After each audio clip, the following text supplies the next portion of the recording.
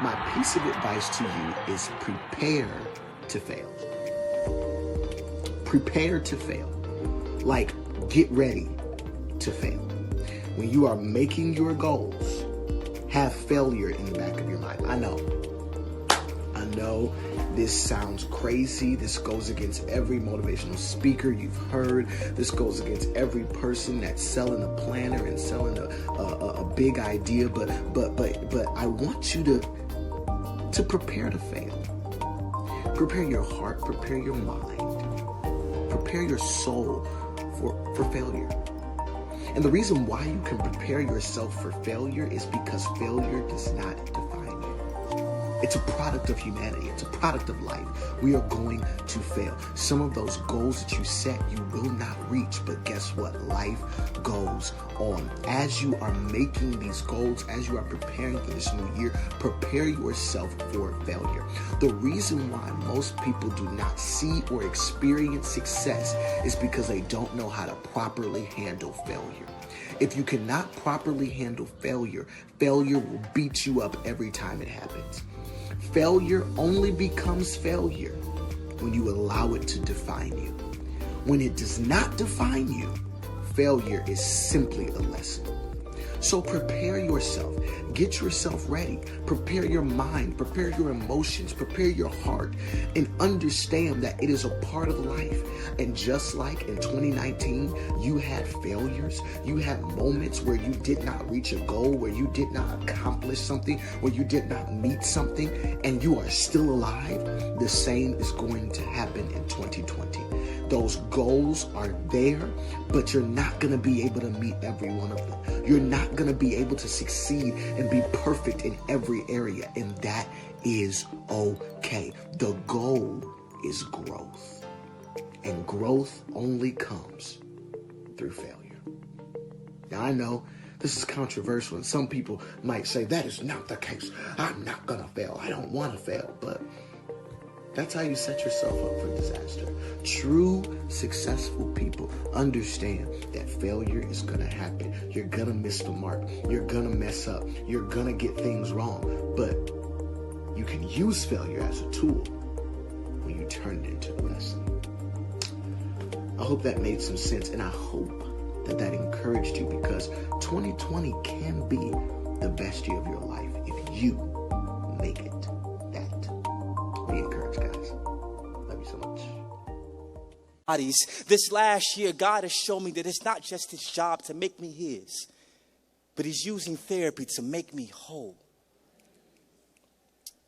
This is the end of the poem, because I don't have this emotion thing all figured out yet. But I know one day God will complete the work that he started in me. And on that day, I will smile like no one's watching. I would laugh like I found a fistful of joy. And I would cry. Y'all, I would cry whenever I feel like it. The second thing I prayed for was your wife.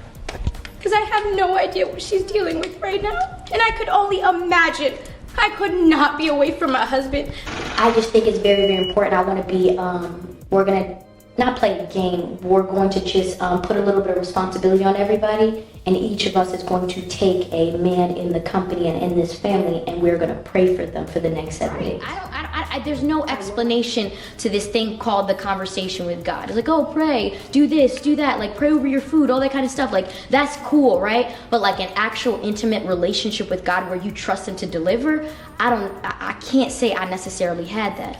And it wasn't until I started having a relationship with the Lord that I realized that I have way more access to this world than I could have ever imagined, because he called us to be rulers of it. And I know that as women, we set the tone in our households. The men may lead, but we set the tone. And it doesn't take for you to find a husband. Some of us are with a spouse, some of us are not. That's not when you become a praying wife, okay? And that's not when you become a praying woman. You become a praying woman because the people around you need you. So I just pray that God keep you around people that are good influences and continue to pour into you. And then the last day was your future. I know one day you probably will get married to beautiful Brittany over there. So just your future, you know, if you guys do have more kids or whatever is in your future, I have no idea, but just pray for that. And then any weaknesses that you feel like you have, you're able to really like just kind of work on them and address them. And so I think it was very, very important that if that is not in our daily habits to pray not just for ourselves or for our own circumstance, but the people that we're with every single day, then maybe we need to play games. We need to put activities in place. Maybe we need to stretch our capacity so that we can understand and learn how important this is. I don't know about y'all, but everything I've ever prayed for, God has, he said here. That's all you had to do was ask. That's all you had to do. From our peace into our mind, to these physical things, to relationships. And I think it's really, really important, guys, that we understand what these men were called to do, but we understand that we also set the tone in the manner in which it was done. First thing I prayed for Dawn was protection. So I usually go to my word when I pray. So I went to Isaiah 54:17, for no weapon formed against you to prosper. So I started my week with protection over your life. If God forbid something were to happen to Anthony, I am 100% confident that Maddie will have a father figure in her life because one of y'all will step up. And so if you want to wait till something crazy like that, because let's not pretend that blessed people, listen, when it's your time to go, it's your time to go. We may not understand. You know what I mean? Like, we truly may not understand. Good people die every single day. If something happened to AJ, I want you to know that is not our option. He will step up to be her dad. Uncle Magic will still be her grandfather. I actually prayed for Dad's mental health just because I know he has a lot going on. Oh my gosh. Sorry, guys. So yeah, I know he has a lot going on, and it's very important because he might not always say what he's feeling or what he's going through, but I just thought it was very, very important to pray for his mental health because that's one of the things that black men don't talk about. So we don't know what's going on up here, but when it comes to an idea or something that's going to be extraordinary for the family, it's out. But if it's something that he not necessarily wants to talk about, it's in there. Because at the end of the day, I'm done with this mindset and this outlook on women can do it all. They cannot. We're not supposed to. We're supposed to be in a partnership. This is supposed to be a co-founded beginning of a family and a family ministry in itself. Ministry, think, oh, a church and people, strangers. No, ministry is your home. And so I want us to be prepared for moments like that when other men in our lives have to step up. But we don't start praying for them when something happens. We have to keep them in prayer now and make them and cultivate and ask the Spirit to surround them and with our prayers mold them into the men we desire for them to be. I wanted you guys to know the support that you have. You are nothing without the women standing next to you and standing behind you and caring and providing for you. You are nothing.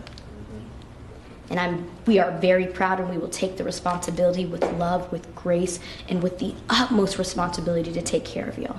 So, I had Keith.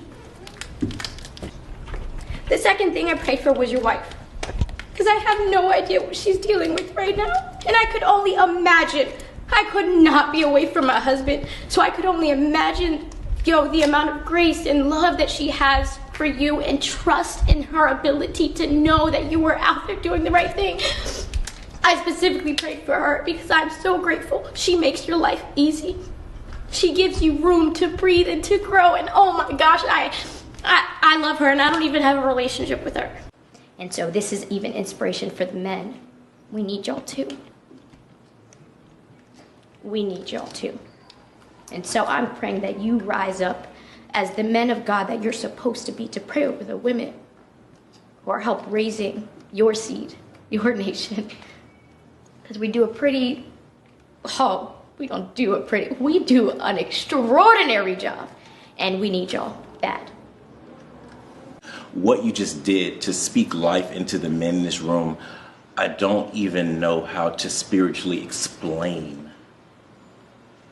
what you just did. My God.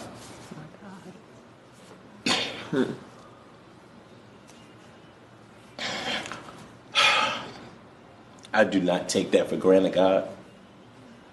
So right now, I want to cover these women that have took out the time to think that we were worthy enough to speak life into us. God, I reciprocate that, and I speak that right back into them. I prophesize into their life everything that they spoke into us. Because God, I know that you can do it.